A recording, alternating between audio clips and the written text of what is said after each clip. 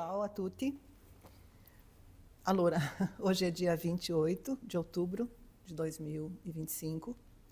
O Círculo Trentino traz para a gravação do 7º episódio, que é um projeto dos 150, em homenagem aos 150 anos da imigração, um trabalho que é feito em conjunto com o Círculo Trentino, o Círculo Vicentino, aqui de Garibaldi também.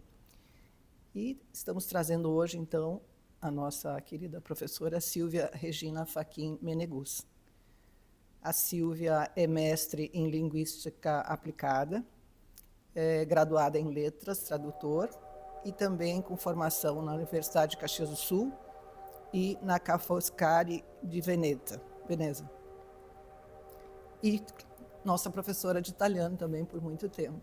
Então é um prazer enorme tê-la aqui conosco. Ela vai nos falar um pouco da Itália, que ela conhece muito bem, e das suas vivências, das suas experiências, que ela também morou na Itália. Então, é um prazer tê-la aqui conosco, Silvia.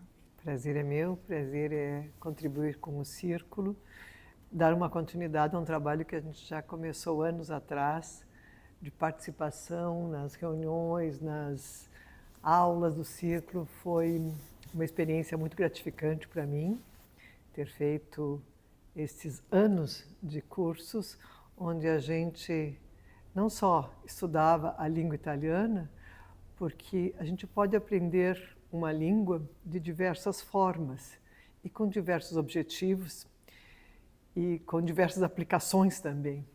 Então, a gente aprendeu uma língua a dois, como a gente chama em linguística, isto é uma língua estrangeira, mas, ao mesmo tempo, uma língua materna, uma língua afetiva. Então, ela teve várias funções. O ensino da língua italiana na nossa região de imigração italiana, ela tem uma conotação a mais do que simplesmente aprender uma língua, que é muito importante aprender uma língua, assim como você aprende espanhol, inglês ou outras línguas mais próximas a nós. Mas a língua italiana, além disso, ela traz também essa conotação afetiva e essa conotação cultural. Então, a gente aprende uma língua, mas aprende muito mais do que isso, os valores de uma cultura, o modo de ver a vida de um povo, de uma nação, de uma etnia, se assim pode ser dito. E foi isso que a gente tentou, modestamente, fazer nos nossos cursos de língua italiana. Durante alguns anos, aqui em Garibaldi, onde a gente improvisou em algumas vezes os locais para o ensino e foram, assim, de qualquer maneira, muito divertidos e, ao mesmo tempo, desafiadores. A gente não tinha um local específico, então não eram cursos como um curso de línguas, onde custam bastante, digamos, relativamente ao curso de língua italiana, e não tinha um espaço específico para isso. É bom que a comunidade... Nós éramos meio nômades, né? Bastante nômades. A gente foi acolhida pelo Sindicato Rural, no primeiro momento, depois fomos para a Associação das Pequenas e Médias Empresas, depois fomos para o Círculo dos Idosos, onde os idosos se reúnem, a gente foi se movimentando. Escola Carlos Gomes. A Escola Carlos Gomes também nos recebeu, então fomos sendo acolhidos onde tinha lugar, porque isso comportaria, alugar um espaço específico comportaria um custo maior, e um custo maior reduziria o número de alunos certamente. Então a gente tinha turmas, às vezes, até de 30 pessoas, claro, isso no início. Depois certamente sempre diminui o número de pessoas que iniciam e que concluem um curso de qualquer maneira. Mas sempre fui muito gratificada com essa receptividade da comunidade de Garibaldi e do Círculo Trentino especialmente. Silvia, então, por gentileza, se tu puderes falar um pouco da tua experiência na língua italiana. Sempre tive, desde jovem, bastante jovem, interesse pela língua italiana. Meu pai, nascido na Itália em 1951, emigrou para o Brasil. Desculpe, meu pai, nascido em 1931, emigrou para o Brasil em 1951, quando ele tinha 20 anos. ele passou pela Segunda Guerra Mundial, chegando aqui casou com a minha mãe, e eu sempre tive interesse. Na minha casa tinha Divina Comédia para ser lida, tinha em italiano, tinha vários livros em casa. Não que eu soubesse muito ler aos 15, 16 anos, nesse aspecto de língua italiana, mas eu tinha interesse e balbuciava alguma coisa. Vocês sabem, como todos aqui na nossa região, o dialeto vêneto predominou sobre muitos outros dialetos. E a gente escutava muito o dialeto vêneto. Não era falante, mas era um falante passivo, digamos. A gente sabia o que estavam dizendo, mas não se falava o dialeto, como muitos daqui, que ainda continua sendo assim. Então, não quero dizer que eu não saiba o dialeto. Sei, mas eu não tenho a prática dele, de eu praticar, mas de ouvir e identificar muito bem. Depois disso, aos 16 anos, eu quis fazer um curso de italiano, e não havia cursos pela região. Isso lá em 75, 76, 1976. Então, eu ia a Caxias uma vez ou duas por semana, na Cúria Diocesana em Caxias, e fazia os cursos de italiano. Voltava tarde, tinha que pegar ônibus, tinha que ir para a rodoviária, era difícil, mas consegui fazer alguns cursos lá com professor de italiano. Depois fiz também na Universidade de Caxias com a professora Antônia Morisco, e depois aí fui progredindo e fazendo mais cursos e mais, até que em 1988, 87, eu concorri a uma bolsa de estudos na Itália dentro do curso de artes, que eu também gosto muito de arte. E arte é uma matéria, ou é uma categoria dentro do curso de letras na Itália. E eu escolhi exatamente a cidade onde meu pai nasceu, que é Pádua. Então, fui para Pádua e lá estudei arte medieval. Gostei muito do que eu fiz, só que tinha um porém. Quando venci a bolsa de estudos, eu estava grávida. Aí era decidir ir ou não ir, ir ou não ir. Toda a família, menos o marido, todos diziam, não vai, tu tem os riscos. E o marido disse, olha, se tu queres, é tua decisão. E realmente eu fui. Fui sozinha, grávida. E ele veio depois de 2 meses, porque eu disse assim, ou tu vem ou eu volto. Porque a gente não tem noção. Aos 20 e poucos anos, eu tinha 27 anos, eu não tinha noção do que eu ia enfrentar. Mesmo tendo tios e parentes lá na Itália, amigos de meu pai que nos acolheram, há muita dificuldade de a gente entender como é o modo de pensar deles. Então, quando eu converso com as pessoas e penso que é tudo fácil na Itália, né? Tudo fácil, posso ir para lá, morar lá, mas eu alerto bastante, porque a gente vai bastante despreparado na maioria das vezes, para enfrentar o que a gente tem que realmente enfrentar em termos de ser um cidadão italiano, como questões com documentação, questões com casa para morar, questões de saúde, atendimento hospitalar, todas essas questões são bastante diferentes do modo como a gente conduz aqui, de uma maneira bastante informal. Então, foi isso que vivi lá 1 ano e voltei com um nenê a mais, então, digamos, um filho a mais. Daí, a partir daquele momento, fui convidada a lecionar italiano em algumas associações, assim como o Círculo Trentino, e daí não parei. Eu tinha aulas, eu acho que eu tinha uns 300 a 400 alunos por semana, entre Bento, Garibaldi, Farroupilha, empresas também, então distribuía meu tempo correndo para cá, correndo para lá, lecionando aqui, lecionando lá. Eu gostava muito disso e ainda gosto, não necessariamente fazer isso agora, mas gosto muito de ter feito isso. E a partir daí também coordenei os cursos de língua italiana da região toda, aqui praticamente até Antônio Prado, Serafina Corrêa, os cursos de língua italiana que eram apoiados pelo governo italiano naquela época, com leis específicas para que os italianos ou descendentes de italianos estudassem a língua italiana nas suas regiões. Era um incentivo a isso. Então, o governo italiano subsidiava metade do valor, praticamente, ou grande parte do valor. Então, a gente podia fazer turmas grandes, coisas diferentes da língua inglesa, onde se faz turma de 6 ou 7, já são turmas grandes. Eram turmas de 20 pessoas e, às vezes, até 30 pessoas. Então, era muito gratificante ter um respaldo da comunidade italiana naquele momento. Além disso, eu lecionei para professoras das escolas municipais, onde haviam prefeitos que tinham interesse e objetivo de ensinar a língua italiana para as crianças do ensino fundamental, o que foi realmente louvável que tivessem feito. Em alguns casos deram continuidade, em outros não. Por exemplo, eu fiz a formação de professores em Bento, em Garibaldi, alguma coisa, em Monte Belo do Sul, em Farroupilha, Flores da Cunha. Então, fizemos a formação, eu pessoalmente, mas não que não houvesse a formação também em outras cidades da região, por outros formadores de professores, né?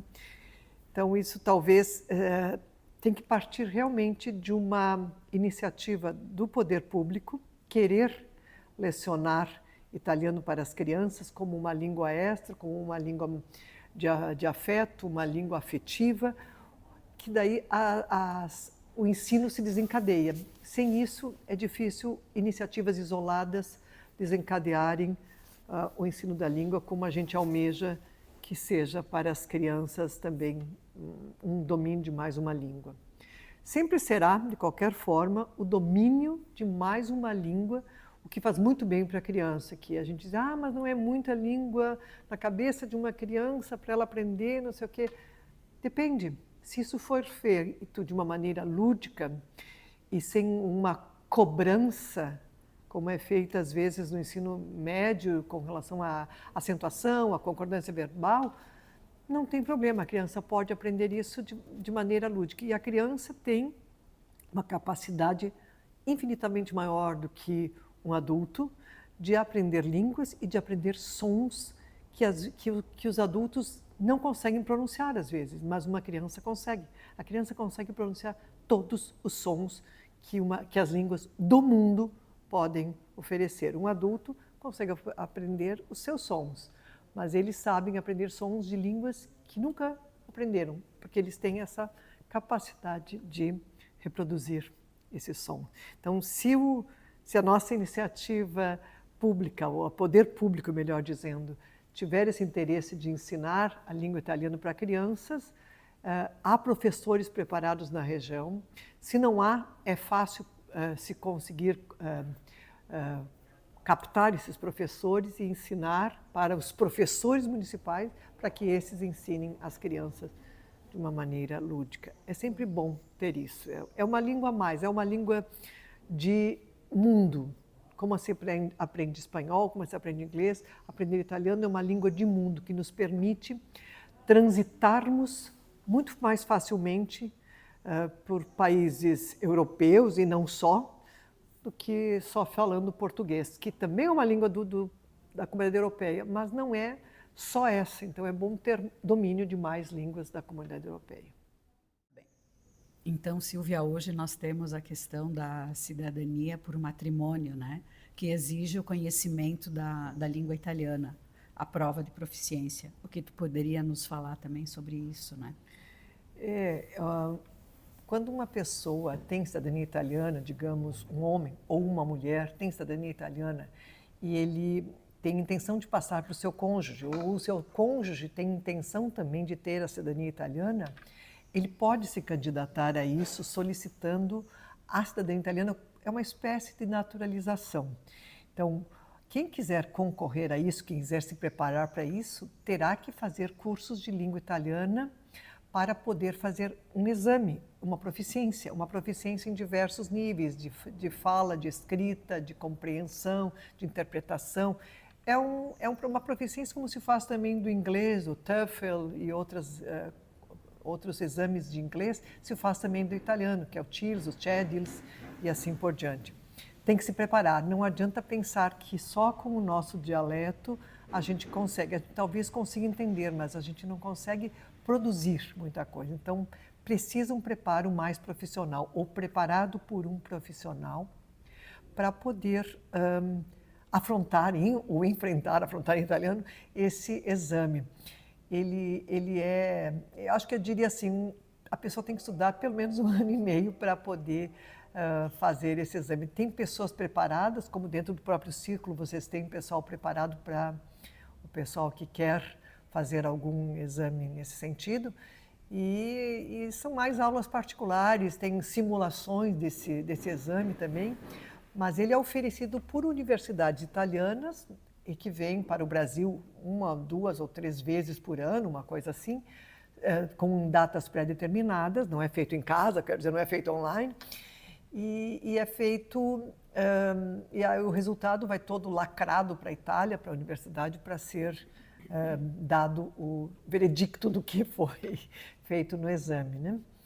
Então, essas pessoas têm que se preparar, é ainda uma boa chance, porque como vocês sabem, foi modificada a lei agora em março deste ano, então tem já poucas chances das pessoas solicitarem cidadania italiana. Então, esta é ainda uma janela aberta. Se alguém quiser fazer isso, este é o momento, não adiar demais, porque estão se fechando. Não é a Itália que está fechando só, mas os países do mundo estão se fechando para novas cidadanias, para novos ingressantes. E se eles estão errados ou estão certos, eu não sei. Só sei que a gente sofre com isso, porque a gente tem uma população grande aqui no Rio Grande do Sul e na nossa região de gente que se organizou anos atrás para obter a cidadania italiana e talvez não consiga porque o seu número de protocolo não foi chamado no consulado ainda. Então, é bom usar esse artifício que se tem ainda da cidadania por casamento. Além disso, também, quem tem que se alertar bastante, são pais que têm filhos menores de 18 anos e que um desses pais, o pai ou a mãe, tem cidadania italiana, porque isso também vai se fechar, vai ser, já foi modificado. Então, esses pais que têm filhos com menos de 18 anos, porque maior de 18 anos também não conseguem mais, com menos de 18 anos, tem que urgentemente ler o que está no site do Consulado Italiano de Porto Alegre, se atualizar sobre isso e dar esta vantagem, digamos, para seu filho, providenciar esta vantagem para o seu filho perante um mundo globalizado, mas ao mesmo tempo um mundo que cria restrições para algumas situações. Silvia, então vamos mudar um pouquinho o argumento, diciamo, né? Tá certo. Vamos falar um pouquinho sobre a Itália, já que tu a conhece tão bem, né? Tem um pai italiano, estudou em várias universidades na Itália, tem filho que mora na Itália, recém voltou da Itália. Então, a Itália que tu chegaste a conhecer e a Itália que tu vês agora, assim, né? O que tu pode nos falar dela e os sentimentos, assim, né, nossos também, né, teus e nossos, né, enquanto população aqui de origem italiana, né, o que tu terias a dizer sobre isso? A Itália é uma multiplicidade, é uma pluralidade de culturas. A gente vê como uma coisa só, mas até tipos físicos são diferentes, né, do sul, do norte, do centro. A Itália ela é uma união de diversas culturas. A República Italiana, ela surgiu em 1946. Isso é muito recente, mais recente do que a República do Brasil. A Itália foi unificada, depois de reinos, em 1861. Só a partir dali é que começaram a ter cidades com registro civil. Então, por isso também os registros de batismo antes disso, né? A gente pode até, olhando esse mapa, ter um pouquinho do entendimento. Ela é formada por 20 regiões. Então, a Itália e a gente às vezes não entende muito bem a comparação com países como o Brasil, digamos. Só para ter uma ideia, a Itália, como ela é, com a Sardenha e a Sicília, ela cabe 27 vezes dentro do Brasil. 27. Ela é praticamente do tamanho do Rio Grande do Sul, um pouquinho maior, 20 mil quilômetros maior. O Rio Grande do Sul, 281 e pouco, a Itália, 382, a Itália, 301 mil quilômetros, mais ou menos isso. Cada uma dessas regiões, nesse colorido diferente, elas são regiões, mas são os nossos estados. Elas são equivalentes aos nossos estados, como se fosse o Rio Grande do Sul, no caso, né? Cada uma delas é um estado. Dentro disso, não existem cidades, mas existem uma outra divisão que nós não temos, que tínhamos uma vez de províncias. Então, dentro de uma região existe a província, tem a capital da província, e dentro da capital da província teriam várias cidades ao redor. Eu poderia imaginar, por exemplo, assim, eu não sei se talvez Bento seria Porto Alegre seria a capital de região, Bento seria uma capital de província, com umas 20 cidades ao redor. Bento também poderia ser Garibaldi, e Caxias, outra capital de província. Não são muitas capitais de província. E todas as outras cidades ao redor são comunes, se chamam comunes, isto é, municípios. Então, ela é grande como o Rio Grande do Sul, mais ou menos. O Rio Grande do Sul não chega a 500 municípios, 450, 445. A Itália tem 8.000 comunes, 8.000 municípios. Então, quando alguém me diz, o meu veio do Vêneto, meu antepassado veio do Vêneto, eu digo assim, sim, mas olha o Vêneto grande como é. Tu vai olhar, ali tem 400, 600, eu nem olhei agora, quantas cidades tem ali para procurar. E às vezes são tão pequenininhas, de 500 habitantes, às vezes só tem pouca coisa para se procurar. Então tem que saber mais sobre nossos antepassados. E não só pela cidadania italiana, temos que saber mais sobre os nossos antepassados, até culturalmente, saber entender qual era a cultura dessa região. A gente tem, vocês são do Círculo Trentino, então o Trentino fica aqui, né? A capital dele é Trento, mas tem Bolzano também como província, então só tem 2 províncias, não é isso? É. O Vêneto, em vez, tem 6 províncias, tem Veneza como capital. Eu morei aqui pertinho, Pádua, e a gente, daqui até aqui são 27 quilômetros, 30 quilômetros. A gente pode ir no final de semana de Pádua para Veneza de trem facilmente. Outra concepção que a gente não entende muito é a questão do trem, né? Que é uma pena que nós não tenhamos aqui essa rede de trens que tem na Itália, que pode permitir viajar. Um país tão continental, né? Um país tão continental como o nosso, né? E é tão fácil na Itália, não se viaja dificilmente de ônibus de uma cidade para outra, se viaja de trem, a velocidade, a facilidade, a frequência de trens que existe, né? Se quiser viajar muito bem acomodado, pagando bem mais caro, com serviço de bordo, como a gente diz, né? Mas eu gostava muito de ir para Veneza, e Veneza é uma cidade muito... Posso falar sobre Veneza um pouco? Sim. Uma cidade realmente inusitada, né? É uma cidade que cria realmente uma maravilha para os nossos olhos. Ela foi fundada nos anos 500 depois de Cristo, né? E ela foi criada, a gente não entende por que foram construir uma cidade no meio da água, né?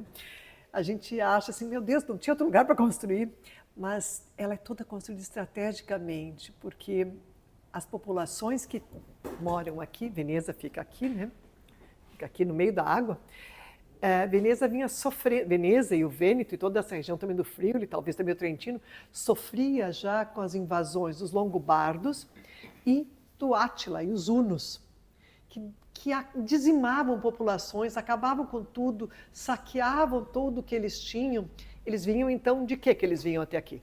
De cavalos, e cruzavam, né? Porque aqui tem montanhas, né? Aqui em cima tem montanhas, eles cruzavam aqui no meio e vinham até aqui e saqueavam todas as populações. O que acontece? As pessoas começaram a dizer, não, vamos ter um lugar que os cavalos não cheguem. Onde os cavalos não chegam? Na água. Então começaram a construir espécie de palafitas, né? Que eram madeiras com tratamento especial, para ir construindo no meio da água, enchendo também com pedras. Imaginem a quantidade de trabalho que teve isso. Vocês vão olhar, Veneza é isso, é dentro da água com palafitas construídas e cheia de pequenos canais, tem mais de 100 canais, mais de 400 pontes, pontezinhas, pontezonas, né? E só é percorrida a pé. Ela realmente tem vários filmes que a gente pode assistir para ter uma sensação do que ela é. Mas só estando lá para poder entender e ter o sentimento de perder-se realmente em Veneza, né? Veneza é uma cidade que tu não tem que dizer assim, tem um percurso específico para ir. Não tem. Eu já fui, direi, até quase centenas de vezes a Veneza. Nunca faço o mesmo percurso. Dificilmente eu consigo fazer o mesmo percurso. A última vez que eu estive, por acaso, eu passei na frente do Teatro La Fenice. Eu nunca tinha passado. Por quê? Primeiro porque queimou, porque foi construído, porque é uma joiazinha lindíssima, o Teatro La Fenice, que foi reconstruído agora. Então, a gente nunca passa no mesmo lugar. Claro, a Piazza São Marco, sim, né? Mas essa plaquinha, ela não é esclarecedora, mas ela pode nos orientar. Vocês estão na rua, nas ruazinhas pequenas, a gente não enxerga mais do que 100 metros para frente, dificilmente enxerga mais do que 100 metros para frente. A gente vê uma ruazinha estreita, onde passam pessoas de um lado do outro, assim, umas vêm, outras vão, mas tu não enxerga mais adiante, tu não sabe onde é que tu estás exatamente. Claro, com o Google é outra coisa, mas tu não enxergas, tem que te perder mesmo. Aí no final da ruazinha está assim, per Rialto, per São Marco, para cá, num lado da coisa, do outro lado, per Rialto, per São Marco, com a flechinha para o outro lado. Então tu pode ir dos dois lados. Isso quer dizer, tu sempre pode ir, tu pode te perder, tu faz 10 metros a mais, 50 metros a mais, mas tu vai estar dentro de uma cidade muito, muito louca, para não dizer maravilhosa só, né? É muito intrigante essa cidade. É uma maravilha mesmo da construção. Ela virou república depois dessa época, a partir do ano, eu não recordo agora exatamente qual é o ano, mas até 1700 ela foi, 600 e pouco, 1500 e pouco ela foi república. Isto é, era uma república como um país independente, praticamente. Uma república marinara, da marinha. Ela dominava todo o mar Adriático, tinha sedes ao redor deles, do comércio, e eles tinham, imagine que daí saíam às vezes 200 barcos, 200 navios, sei lá, barcos, embarcações, né, juntas para alguma atividade, para alguma coisa. Uma coisa que a gente não consegue imaginar. Tem um filme, O Mercador de Veneza, também, que é uma história de Shakespeare, né, escrito por Shakespeare, também é muito bonito. Você pode assistir, os textos são originais do escrito do Shakespeare também. Tem outras que é Pão e Tulipas também, são filmes interessantes que mostram. Deve ter O Turista também, que são com atores mais... O Johnny Depp. O Johnny Depp. Isso, e a Angelina. São filmes que... Eu, às vezes, assisto os filmes com essa intenção de ver as locações, o que eles estão fazendo, onde eles estão. E a gente pode cultivar mais isso com a nossa italianidade, isto é, ver coisas culturais. Eu sei que, mudando já de assunto, sim, mas eu sei que a nossa cultura contadina, a nossa cultura de agricultores que vieram para o Brasil com a enxada, com uma ferramenta, se salienta muito que vieram sem nada. Não, eles não vieram sem nada, pessoal, eles não vieram. Eles vieram com uma ferramenta dentro das suas malas. Eles sabiam ou trabalhar a pedra, ou trabalhar a madeira, ou trabalhar o ferro. Todas essas coisas eram mestieri que eles sabiam fazer. Eram coisas que eles sabiam fazer. Então, eles sabiam fazer alguma coisa. Não eram letrados, mas a maioria não era letrada, mas sabiam fazer muitas coisas, sabiam construir conhecimento, né? Conhecimento atávico, empírico, se a gente pode dizer, de tudo que pode ser feito para se sobreviver. Então, a sobrevivência deles dependia também desse conhecimento de como usar o que existia no local, construir nossas casas de pedra, essas casas de madeira e depois outros tipos de edificações. Aí eu fico muito, muito chateada quando destroem essas, frustradas, essas edificações que são tão simbólicas como essa em que nós estamos, que é a Sociedade Stella d'Italia, e que foi construída para ser a sede do acolhimento aos italianos. Imaginem vocês que os primeiros hospitais, que a gente pode considerar como hospitais, eram, na verdade, sedes de associações beneficentes para acolher os italianos em dificuldades. Então, eles criavam, e daí começou a ser a agência consular, começou a ser, em Bento Gonçalves mesmo, a Sociedade Tacchini também nasceu da Società Regina Margherita, que era uma sede onde acolhia, onde tinha, digamos, um pequeno início de tratamento, a gente não pode nem dizer hospitalar, mas empírico, prático, de quem alguém sabia fazer alguma coisa para ajudar na parte de saúde. Essa era a função. Então, os nossos hospitais nasceram disso. E eram junto com, normalmente com congregações de irmãs, depois que foram auxiliando nisso, tanto que muitas enfermeiras eram irmãs, né? Irmãs. É Isso. eu acredito assim que realmente o conhecimento o conhecimento dos imigrantes ele estava um pouco fora dos livros, digamos, né? Mas era um conhecimento de milenar, né? Que era passado de pai para filho, de família para família. Quem era ferreiro, quem era pedreiro, quem era marceneiro, ou quem sabia outros ofícios, digamos, né? Então, por isso que logo em seguida da chegada já conseguiram se estabelecer de uma forma digna, digamos, né? Apesar da precariedade da situação Verdade. encontrada, mas em seguida que com algumas ferramentas e algumas coisas já estavam vivendo de uma forma mais digna e construindo, né, coisas, né? Sim. Mostrando o conhecimento, né? O conhecimento que cada um trouxe, né, consigo, né? Isso aí. E Silvia, e sobre a parte assim, então da arte, né, que eu sei que tu também é bastante conhecedora e aqui também, né, tu fizeste curso com vários artistas, né, Besbate, Vasco Prado, e lá na Itália conseguiste ver também a reconstrução lá em Assis, quando teve o terremoto. Eu me lembro que tu estavas lá, né? Em seguida. Então, se tu puder também falar um pouquinho da importância assim desse lado artístico, né, da arte na nossa italianidade. A Itália, ela tem 60% do patrimônio mundial de arte, praticamente, dos sítios, não é arqueológica a palavra, sítios artísticos, o maior número de sítios artísticos da Europa e do mundo, né? É difícil tu transitar pela Itália e não te deparares a toda hora com monumentos, com construções, com esculturas, com pinturas.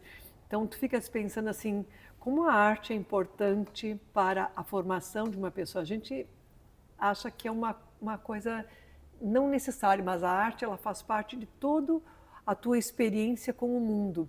Não pense na arte só como uma grande obra de arte, mas as obras de arte que estão espalhadas pelas cidades, fora das cidades, elas são para aulas. Elas te dão aulas, todo o tempo elas te dão aulas. Aulas de proporcionalidade, aulas de equilíbrio, porque a arte tem que ter isso.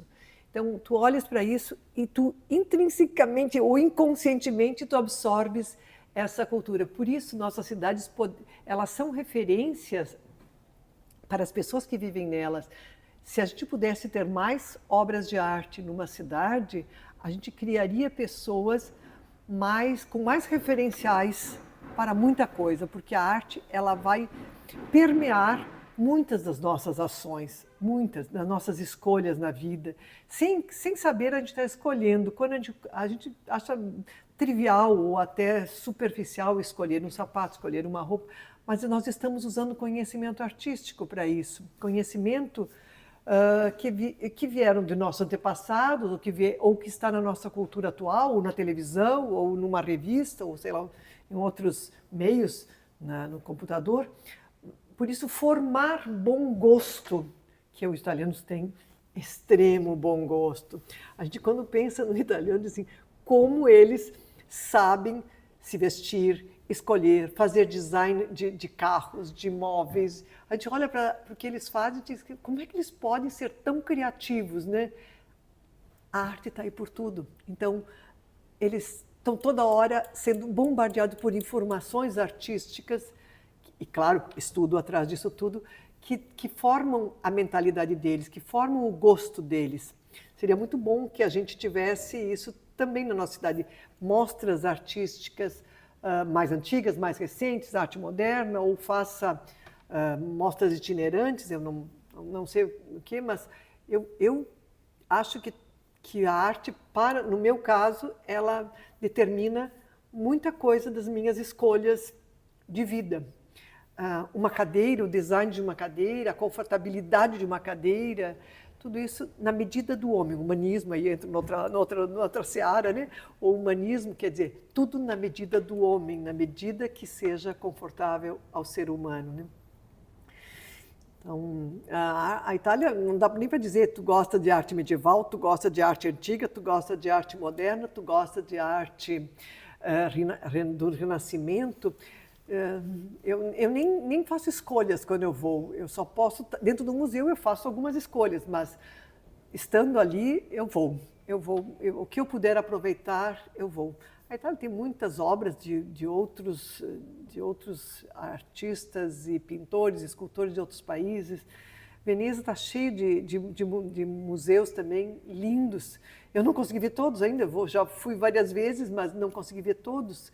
Então, sempre tem, se você gosta de arte, vai ter sempre motivo. E se não gosta de entrar em museus, porque eu também tenho que carregar alguma pessoa comigo, às vezes, que não gosta tanto de ficar aí escutando no telefonino, telefonino que é dentro do museu, tá? Não estou falando do celular. Telefonino escutando todas as passagens, às vezes eu quero escutar 2 vezes, né? Aí a pessoa que está contigo não tem vontade disso, né? Mas ela pode fazer outras coisas, pode se sentar, pode admirar uma coisa só, mas eu sou muito curiosa sobre arte e quem for comigo vai se chatear, talvez, de me acompanhar para isso, né? Sim, eu acho que é isso e talvez uma coisinha a mais que a gente poderia também ouvir a tua opinião sobre o lado da gastronomia também, Verdade. que também a Silvia domina bastante a cozinha. Eu lembro que quando a gente tinha as turmas de italiano, eu já fazia as refeições ou os jantares para a turma de uma maneira que os italianos fazem, porque a gente diz aqui que a gente serve comida italiana nos restaurantes, em parte, não totalmente, né? Não era só um jantar, era uma aula. Exatamente, a gente fazia uma aula de como deve ser servido, e não é não é a etiqueta em si, mas que a gente pode pensar que possa ser isso, é o modo de servir, como o italiano começa uma refeição e o tempo que tem que ser dado a ela. Eles dão tempo à refeição, a gente não pode comer rápido, a gente não pode não apreciar, a gente não pode botar tudo num prato só, carne, massa e salada, porque isso tu desperdiça todo o cuidado que um chefe ou que uma cozinheira fez e tu não consegue apreciar tudo isso. Então, a sequência de ter um antipasto, alguma coisa muito leve, depois um primeiro prato, o primo piatto, que é sempre um amido, um carboidrato no caso, ou massa, ou arroz, ou polenta, ou risoto no caso, não arroz, né? Mas não é a gente sempre dizia, não é é ou, né? É um carboidrato. Depois disso vem o segundo piatto, que normalmente é uma proteína, ou uma carne, ou peixe, ou frango. E poderia ser, se eu não quisesse isso, um pedaço de queijo, um bom queijo, pode ser um segundo prato. Os contornos, que seriam as guarnições, o que acompanha isso, que pode vir junto com o segundo prato, ou pode vir separado, legumes cozidos, mais uma salada. Aí as saladinhas delicadíssimas dele, com folhinhas minúsculas, que deixam a gente salivando antes da hora. Depois disso, então, a gente só está na metade da refeição, né?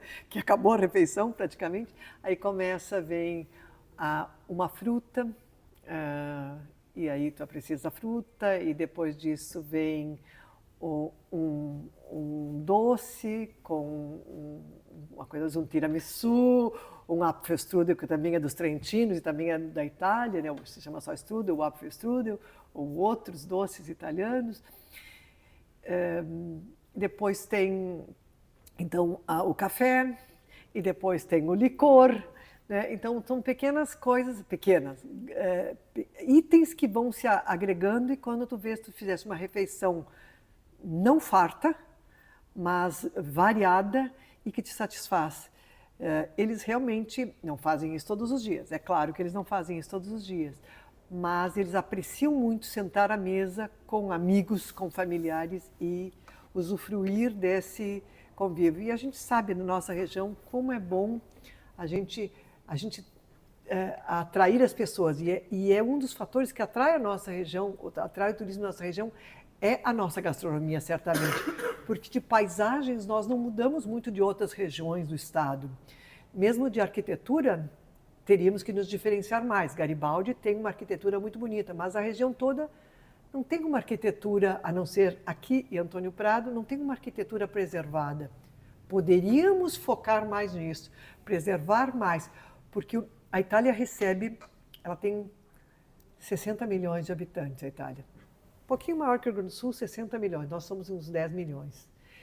E ela tem uns 40 milhões de turistas. O Brasil, eu não recordo quanto, mas o Brasil deve ser uns 4 a 5 milhões de turistas por ano.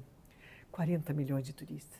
Pensem como é invadida por turistas e como deve ser difícil conviver com isso na tua janela de casa, passando centenas e centenas de pessoas que estão olhando para dentro da tua janela, que estão querendo uma coisa, que deixam o lixo no chão, que não cuidam das coisas, né? Ter de turismo consciente. A gente poderia, nós teríamos que ter mais cidades, porque as pessoas vão para uma cidade que tem alguma coisa.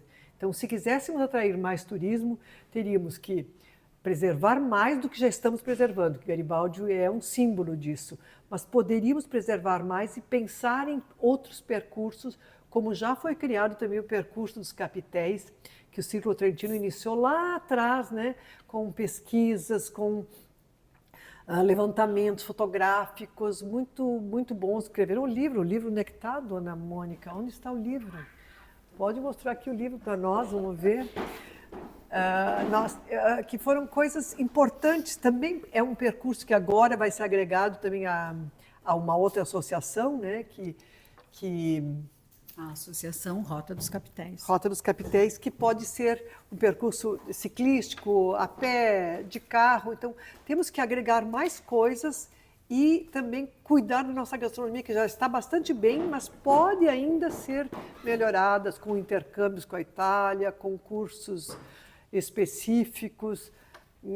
Mas eu entendo que temos chefes muito bons na nossa região e só vai crescer esse aspecto com mais estudo, com mais formação. Silvia, então, a gente poderia assim, ver qual seria a mensagem? Olha, Perto das Estrelas, aqui as meninas... não é um livro pequenininho, né, meninas? Não é. É um livro bem interessante, com todos os capitéis, levantamento, com as histórias desses capitéis, né? Esse é um trabalho que, às vezes, não é reconhecido ou não tem subsídios suficientes, mas a história vai dizer depois. A gente não pode se restringir ao que reconhecem agora. Nem todos reconhecem agora, mas ele é um marco, realmente, no estudo. Vou dizer mais uma palavrinha antes de tu concluires aqui. A gente lembra também de certas coisas que a gente fez como círculo, e eu apoiei juntamente com a Mônica, com a saudosa Rosa, quando na parte de arquitetura teve um movimento que queriam tirar o piso da igreja aqui do São Pedro, que é ladrilho hidráulico. Ladrilho hidráulico tem uma história, tem uma durabilidade, tem toda uma ligação histórica com a Itália e com os italianos da imigração. E foram lá digamos, umas corajosas, se não para dizer outra coisa, desvairadas, umas corajosas com as suas bandeirinhas da Itália para impedir que tirassem aquele piso e colocassem um porcelanato luminoso, brilhante. E foi difícil convencer as pessoas que eram bem mais do que nós de que isso era arte, de que isso era importante. Na época, nós éramos taxados como retrógradas, de certa maneira, como pessoas que não viam que estava feio esse piso, sujo, que tinha que ser arrancado e tudo. Mas daí, mobilizamos alguns meios e conseguimos reverter a situação. Inclusive um professor italiano. Né? Exatamente. Conseguimos reverter a situação e depois as pessoas que queriam trocar esse piso, em algum momento foram para a Itália. E daí viram o que era na Itália. E voltaram e nos disseram: ainda bem que vocês fizeram isso. Ainda bem que vocês foram irreverentes, ou não deram um passo atrás e que levamos adiante isso. Então, precisa de pessoas assim. Não é nós que devemos levar isso adiante, terá que ter mais gente para levar isso adiante. de manter o que pode ser mantido. Eu não sou contra o progresso, mas ele pode existir ao mesmo tempo que existe a história. E a história ajuda a gente a entender o que a gente é. A gente precisa de identidade. A gente não é nós não somos um norte-americano. Nós temos simpatia, talvez, para os norte-americanos, mas nós não somos eles. Nós temos um outro modo de pensar, outros valores. E esses valores é que fazem a gente. E para eles existirem, precisamos que os olhos vejam esse tipo de arquitetura, esse tipo de pessoa, esse tipo de valor, e ser um cidadão, um brasileiro mais atuante, com um sangue também italiano. Sim, era isso que eu ia comentar para a gente Então, finalizar, né? Assim, qual seria a mensagem que tu queria deixar nesses 150 anos? Assim, como tu vês, né? Os 150 anos passados e projetando um futuro, né? Essa italianidade que tu vives diariamente, né? E o que tu considera importante ressaltar e projetando um futuro, assim, o que vês assim para. Olha, o futuro não é ruim, na verdade o futuro é bastante bom, pelo que eu vejo. Eu fico contente porque há 20 anos atrás, ou pouco mais, quando eu comecei a lecionar italiano, essa questão da gastronomia não era conhecida, ninguém conhecia. Era Ninguém conhecia, apesar de sermos italianos. Então, a gente recuperou, de certa maneira, isso. Os restaurantes já estão assim também, servindo dessa forma, mas não era assim. Era novidade para muita gente, o modo que a gente servia, a não ser aos poucos que viajavam para a Europa. Mas quem morava aqui não era familiarizado com esse tipo de coisa. Então, só o fato de recuperarmos esse modo de ver a gastronomia, esse modo de vermos a nossa italianidade no modo de pensar, nos nossos valores, a própria valorização que foi dada à cultura agricultora ou contadina, que nos anos 80 era desprezada. Nós não éramos muito considerados em Porto Alegre ou em cidades maiores, éramos uns colonos, né? E agora colono é adjetivo bom, positivo, né? Naquela época a gente se sentia falando um pouco errado. Errado para quem? Eu falo, quando a minha linguagem é essa, como o meu modo de falar é essa, não é errado, ele é certo, entende? Então ele era visto errado por outros, para mim ele era o modo certo de falar. Então agora quando a gente faz as entrevistas da TV, botam exatamente pessoas que falem o R meio fraco, o R mais forte, de propósito, parece para se tornar bem típico. Eu acho isso muito bom, eu acho isso muito bom. É uma identificação. Né? Uma identificação, qual é o problema, né? Um francês falar com o R gutural, pode ser. Agora o italiano falar com o R carregado, né? Não pode, né?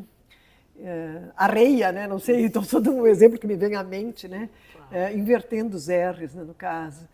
E acho isso bom, e acho que está tendo uma recuperação dos valores contadini, agricultores, está tendo uma recuperação do modo de gastronomia e está se tentando valorizar o interior, coisa que era morar na colônia, imagina, não, mora na cidade, né? Agora as pessoas estão querendo ir para o interior, sei lá o que mais que interferiu, além de todo esse percurso, também um pouco pandemia talvez, mas recuperou o nosso modo, está recuperando, melhor dizendo, o nosso modo de ser italianos brasileiros, ou brasileiros italianos, que seja.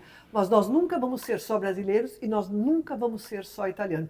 Nós vamos ter essa dualidade de personalidade que nos permitem ser, dos dois lados, melhores.